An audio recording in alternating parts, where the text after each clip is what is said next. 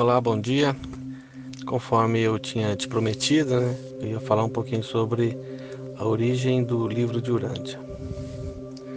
Bom, antes da gente tratar dessa questão da origem propriamente, acho que vale a pena fazer um pequeno resumo de por que nós recebemos esse livro, E qual o objetivo dos reveladores de enviar esse livro. Bom, precisamos saber que todos os mundos que são criados, eles são cuidados, eles são administrados, e o governo celestial sempre provê sempre uma ajuda, um acompanhamento. Então nós não estamos simplesmente abandonados à mercê das situações e ao acaso. Tem uma estrutura nos bastidores, tem seres celestiais trabalhando pelo bem-estar da humanidade, pelo bem-estar do planeta e para que a gente consiga evoluir. E nesse processo, sempre que eles podem, eles oferecem uma ajuda. Então o planeta é criado, é claro que tanto a espécie humana quanto o mundo em si, ele precisa evoluir num processo lento, gradativo, mas que é um processo consistente, duradouro, porque o livro diz que deve ser sempre um crescimento evolucionário e não revolucionário. A revolução, ela causa alterações de momento, mas não é consistente no tempo, É frágil. O processo evolutivo não. O sistema evolucionário, ele é lento, ele é moroso, mas ele é muito mais consistente e forte, e ao longo do tempo é o que se mantém, é o que se sustenta, é o que realmente promove o crescimento. Então, os reveladores não vão chegar em um planeta, ou os seres celestiais, ou os governantes celestiais não vão chegar no planeta e fazer as alterações que eles querem. Eles estão sempre trabalhando para promover o crescimento da humanidade, para que essa humanidade promova a evolução e assim o planeta cresça e a humanidade cresça. Então isso tem que partir sempre dos habitantes desse mundo. Então o que se pode fazer é como podemos ajudar esses habitantes do mundo a promoverem a evolução, a promoverem o crescimento do planeta. É esse o objetivo. Então assim, a gente ouve muitas vezes, pessoas às vezes fazendo críticas ao sistema do mundo, as coisas como funcionam e se Deus existisse, então por que existe tanta coisa ruim? Por que existe o mal? Por que o mundo é assim, tem tanta maldade, criminalidade, coisas assim? É porque às vezes as pessoas não têm a informação correta nesse sentido. O trabalho não será feito de fora para dentro. O trabalho de evolução tem que ser realizado de dentro para fora. Eles vão nos fornecer informações, nos dar subsídios para que a gente possa fazer o mundo evoluir. É esse o processo. Então, nesse processo de fazer o planeta evoluir e promover o crescimento do ser humano, a humanidade já recebeu várias ajudas celestiais. Por exemplo, quando surgiu o ser humano há 1 milhão de anos, as primeiras famílias humanas não tinham conhecimento nenhum, eles não tinham nada, praticamente, não sabiam nada, Eles faziam uso do fogo de forma rudimentar, mas não tinham técnica nenhuma, não tinham conhecimento nenhum. Então a primeira ajuda que a humanidade recebeu foi a vinda do príncipe planetário há 500 mil anos. Ele veio aqui, trouxe um corpo de 100 assessores e ele começou então a civilizar as raças, a raça humana. E qual era o processo? Eles montaram algumas escolas e eles adotavam crianças de entre as tribos, levavam para essas escolas, eles aprendiam tudo sobre técnicas como construção de moradia, construção de cidades, armas para se proteger contra animais ou tribos hostis, a escrita, a tecelagem, o uso dos metais, todas essas técnicas rudimentares que a humanidade não tinha conhecimento algum. Então ali eles começam a aprender a construir casa, fazer roupa para se proteger do frio, fazer armas para se proteger de animais, construir suas cidades, construir muros. E aí começa então a surgir a civilização. Antes disso, eles eram nômades, eles viviam caçando. Iam para uma região, caçavam, esgotavam os recursos daquela região, mudavam para uma outra região. Eles eram coletadores, né? E assim surgiu a civilização. Então essa é a primeira ajuda. Veja que eles não vieram aqui, os seres celestiais, e fizeram por nós. Eles vieram aqui nos ensinar como fazer. Então vai ser sempre assim o processo. E aí depois a segunda ajuda foi quando vieram para cá o casal Adão e Eva. E eles tinham uma outra função, que era a função de elevar a genética, melhorar a genética da raça humana. Depois nós tivemos a vinda de Melquisedeque, que veio preparar o caminho para a vinda de Jesus. E a vinda de Jesus foi a quarta revelação, que muita gente já conhece a história, né? Há 2000 anos, nasceu ali na Palestina e todos conhecem a história.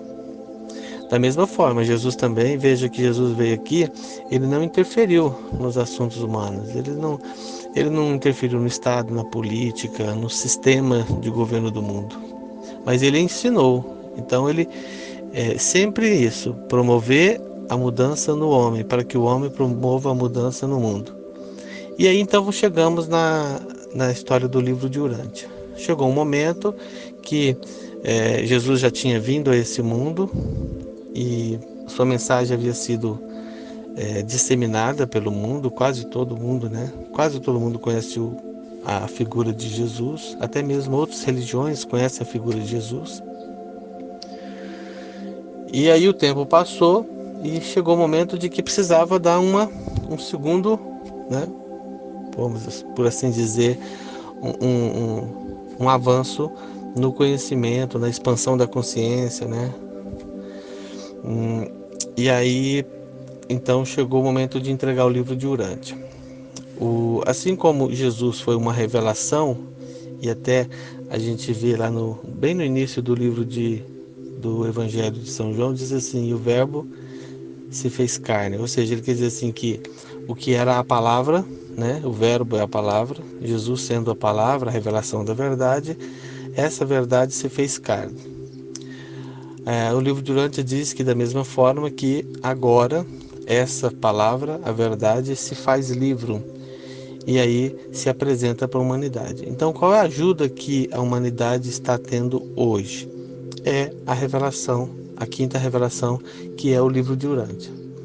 O livro de Urântia, ele vem para organizar a história, porque as histórias que nós temos sobre o passado, a origem da humanidade, a origem do mundo, até mesmo a história de Jesus, ela é uma história assim muito fragmentada, porque nós temos pedacinhos da história, assim, peças de um quebra-cabeça. A gente não tem a história completa, porque muita coisa se perdeu nesse período todo, né? Muita coisa virou lenda, muita coisa se perdeu, as coisas eram escritas em pedras de argila, depois em placas de pedra, depois em pergaminhos, em couro, né? Em papiro, então, é um suporte, né, de informação muito frágil. Às vezes um incêndio vai lá, queima, destrói uma parte da informação. Se é uma pedra, quebra um cantinho, já perdeu uma parte da informação. Muitas coisas se perderam mesmo, foram destruídas com o tempo, né? Quantas bibliotecas foram destruídas? E assim, o que nós temos hoje é o restinho do restinho. Então o livro de Urântia falou assim: os reveladores, através do livro, vamos recontar a história da humanidade, vamos organizar essa linha do tempo aí, vamos contar desde o início do universo, formação das estrelas, formação do Sol, do planeta. Vamos explicar como se deu a evolução do planeta, depois a evolução das espécies, o surgimento da espécie humana, a evolução da raça humana. Vamos organizar tudo isso e entregar para a humanidade. como é que nós vamos entregar isso? Como é que a gente vai entregar um livro, fazer com que a nossa informação, nós que estamos do lado de cá, né, os seres espirituais, vamos entregar isso em forma de livro? Como é que a gente faz para que isso não caia em mãos erradas e as pessoas peguem isso e se transformem isso em mais uma religião, mais um ismo qualquer, e não seja o que não é o objetivo? O objetivo é que seja um livro para a humanidade, para todos, inclusive para todas as religiões do mundo. Então não pode cair na mão de uma religião, se tornar uma coisa só. É para ser uma coisa para todos, né? Uma revelação para todos. E aí os primeiros contatos dos reveladores começam ali na época de 1906, parece. A informação que a gente tem dos primeiros contatos seria por volta desse ano aí, 1906. E aí parece que os primeiros documentos começam a surgir ali por volta de 1920 e o processo se encerra em 1934, sendo que a revelação foi impressa mesmo somente em 1955. Toda a história do livro de Urântia, ela é uma história, a história da história, né? Toda, da origem, digo. Toda a história da origem do livro foi feita com base em depoimentos de pessoas que viveram na época. Não tem uma história oficial. Tudo que havia sido guardado e registrado na época da revelação, depois eles foram orientados a destruir. Porque não fazia sentido guardar esse material todo para virar, sei lá, uma relíquia, um objeto de adoração no futuro. O que era para manter e preservar era a revelação. O resto é andaime, né? O resto foram diálogos que tiveram com os reveladores, mas que não faz parte do livro. Era diálogos, né? No processo de criação. Como é que eles conversavam com o grupo de reveladores, os seres celestiais, conversavam com os seres humanos? Como é que foi esse contato? Esse contato começou através de uma pessoa que ficou conhecida como ser adormecido. O nome dele não foi revelado. Esse sujeito adormecido, recontam os relatos, né, os depoimentos, que ele falava dormindo, que alguém, na verdade, falava através dele enquanto ele dormia. E aquilo chamou a atenção, né? A esposa dele, desse jovem, começou a se preocupar porque ele conversava dormindo, e aí ela resolveu procurar ajuda médica. E no prédio dela tinha um médico psiquiatra, um doutor lá que se chamava William Sadler. E ela procurou ele e falou assim: olha, doutor, meu marido está com um comportamento estranho, porque no meio da noite ele começa a conversar e fala, mas no outro dia ele não lembra de nada. É como se não fosse ele, né? E aí esse médico, que era um psiquiatra e ele lidava com esses temas, né? Essas desmistificação de fenômenos paranormais. Ele então ficou interessado no caso do jovem e começou a estudá-lo. Então sempre que acontecia o fenômeno, ela o chamava e ele então ia lá e tentava descobrir de onde estava vindo essas informações, se aquilo era produzido na mente daquele jovem, se era um sonho, alguma coisa desse tipo, ou se o que era, né? Ele, em primeiro momento, ele acreditava que era alguma coisa ali e queria descobrir o fenômeno, queria explicar, né? Dentro do conhecimento de medicina que ele tinha, né? Ele ia explicar, tentar resolver esse problema. E ele passou alguns anos estudando esse jovem e ele nunca encontrou a verdadeira resposta que ele queria, pelo menos, né? Que era tentar explicar que era um fenômeno da mente, um fenômeno puramente natural, que não era nada sobrenatural. As vozes que falavam através desse sujeito adormecido falavam de coisas sobre Deus, o universo, sobre a história da humanidade, falava de coisas supra-humanas, né? Coisas fora da nossa realidade, fora do nosso conhecimento. E aquilo tudo chamou a atenção do médico naturalmente. E muitas vezes ele até recorria a outros profissionais para tentar entender aquilo, mas sem revelar o estudo dele que ele estava fazendo. Uma certa vez, tudo isso que eu estou falando, eu li em artigos e coisas de pessoas que relatam, contam a história de como os documentos de Urântia surgiram. Então diz em um desses artigos que uma certa vez o Dr. William Sadler estava fazendo uma apresentação e umas pessoas do público, na hora das perguntas, que perguntou para ele: olha, doutor, você nunca se deparou com algo assim que seja inexplicável de fato e que seja realmente um fenômeno? Porque ele sempre desmistificava essas coisas, né? Ah, o paranormal fez isso, e lá explicava que era um truque, que aquilo não existe e tal. Então ele era uma espécie de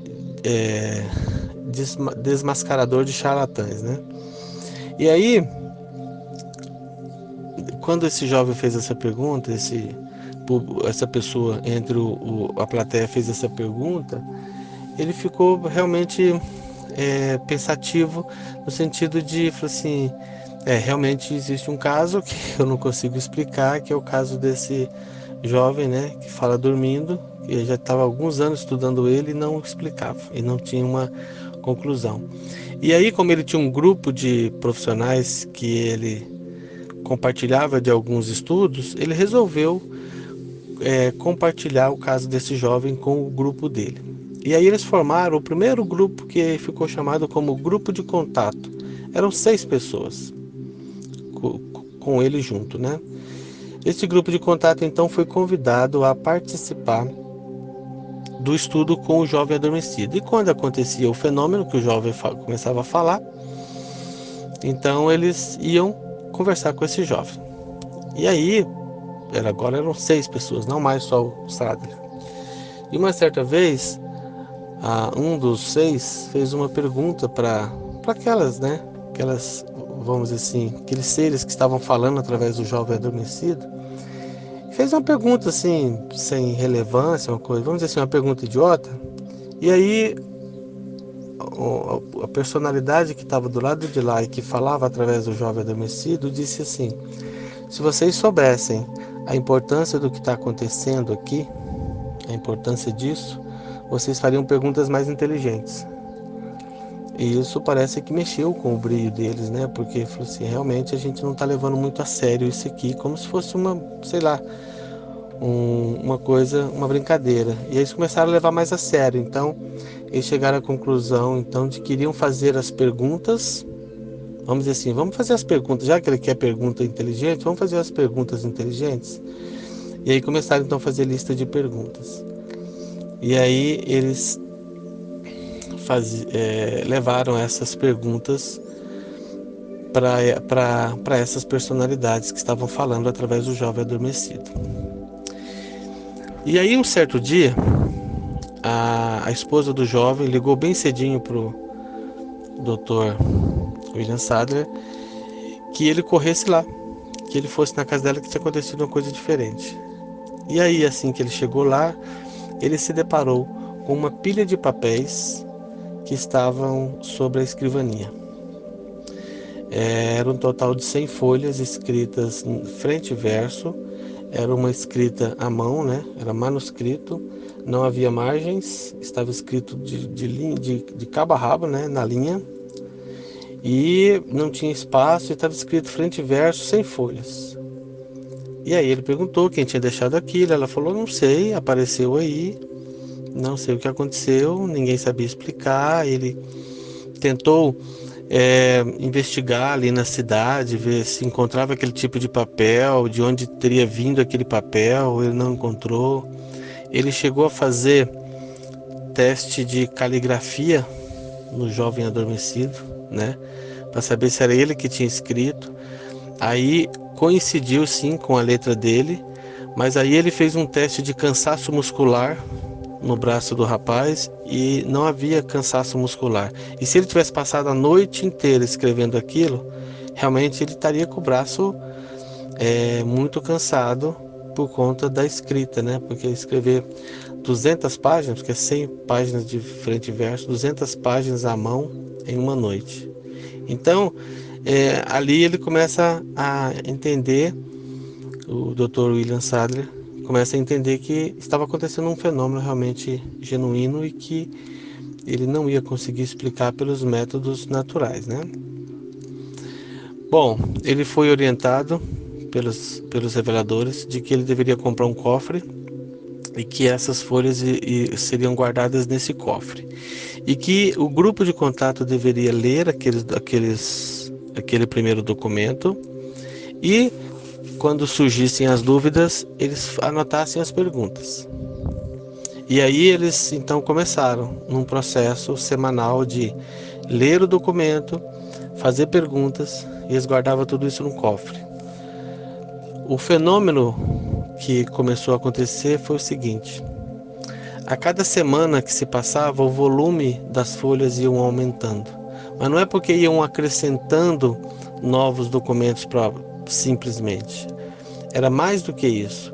Era assim: imagina que você tem um documento no Word, você está editando um documento no Word, e você, entre um parágrafo e outro, você quer inserir uma informação.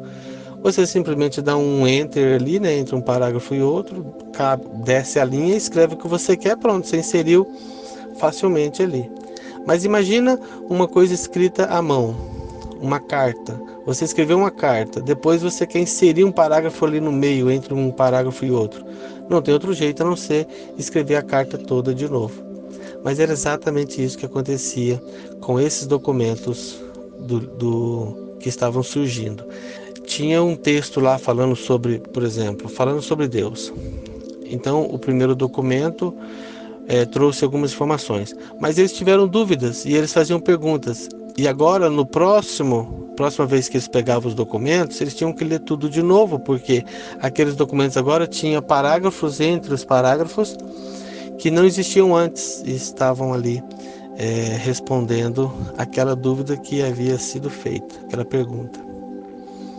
E assim foram anos e anos de trabalho. É por isso que eu disse que o processo deve ter durado entre 1920 e 1934. E foi assim, através de perguntas e respostas, que esses documentos foram ganhando volume, até chegar ao ponto do que nós temos hoje. Em 1934, os reveladores disseram: olha, o livro está pronto, é isso aqui. E eles tinham um calhamaço enorme de papéis. Eles disseram: vocês agora vão datilografar esse material. E aí depois vocês vão fazer as placas de impressão. Depois que tiverem feitas as placas de impressão, vocês vão destruir o documento, tanto datilografado quanto esses documentos manuscritos. Nós não queremos guardar relíquias religiosas. Quando as placas estiverem prontas, todo o material deve ser destruído. E aí, eu vi muita gente já fazer a confusão de achar que os documentos, o livro de Urântia, foi escrito por um sujeito adormecido.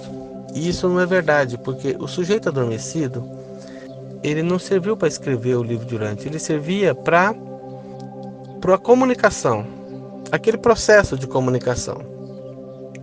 Sabe, não sei se todos lembram do aparelho de fax, né? A gente ligava para a pessoa: alô, tudo bem? Manda para mim um sinal de fax. Aí a pessoa aperta o botão, aí você transfere o fax. Então, assim, essa ligação, essa fala, é tudo um suporte, é parte da comunicação para eu transmitir o que eu realmente quero transmitir, que é o documento em si. O sujeito adormecido, ele servia apenas como suporte, contato, a conversa entre o grupo de lá com o grupo de cá. Depois nós descobrimos que o sujeito adormecido foi uma pessoa que tinha um ajustador do pensamento que estava participando desse processo. Então, através da mente desse sujeito, o ajustador do pensamento se colocava de lado e permitia que os seres celestiais utilizassem o mecanismo de fala desse jovem enquanto dormia. Então ele estava adormecido, ele não tinha consciência do processo. O ajustador se afastava, permitia que as autoridades celestiais então utilizassem o mecanismo de voz daquele jovem que, enquanto dormia, eles utilizavam o corpo dele para falar. Simples assim. Mas eles não transmitiram o livro de Urântia através dessas conversas. O livro de Urântia ele foi escrito nesse processo da materialização dessas folhas. Então eles escreviam isso no papel e foram ampliando até chegar ao ponto que tem hoje. Então o livro de Urântia ele foi materializado, não foi canalizado, psicografado ou qualquer outra técnica espírita que a gente conhece, né? E assim, ao longo desses anos, os documentos foram escritos, e em 55 foi impresso e nós temos aí hoje ele já traduzido para mais de 20 idiomas. E aí é uma questão que fica, muita gente pode ouvir esse áudio e falar assim, olha, eu não acredito em nada disso. E realmente eu não julgo, porque eu também não acreditaria assim de cara, não acreditei de cara. Eu acho a história, inclusive, da origem do livro de Urântia bastante fantasiosa. São relatos de pessoas que viveram naquela época e que participaram do processo. Essas histórias foram contadas por pessoas que eram próximas ao grupo de contato. Nenhum documento foi escrito por aqueles 6 do grupo de contato acerca da origem do livro. Parece que eles tinham um voto de segredo de que eles não podiam contar os detalhes de como o livro foi transmitido. Então o que sabemos é o que nos contaram de algo que ouviram falar. Então nada disso que eu contei aqui pode se bater o martelo e dizer foi assim. Isso foi o que eu li de artigos e o que eu interpretei desses artigos. Independente de como foi, o livro de Urântia está aí. Ele é fato, né? Tipo assim, eu posso não conhecer o processo em que esse aparelho celular que eu estou utilizando para gravar esse áudio aqui, eu não conheço o processo no qual ele foi construído, não sei como é que foi feito, eu só sei que ele é fato e está aqui, e ele funciona.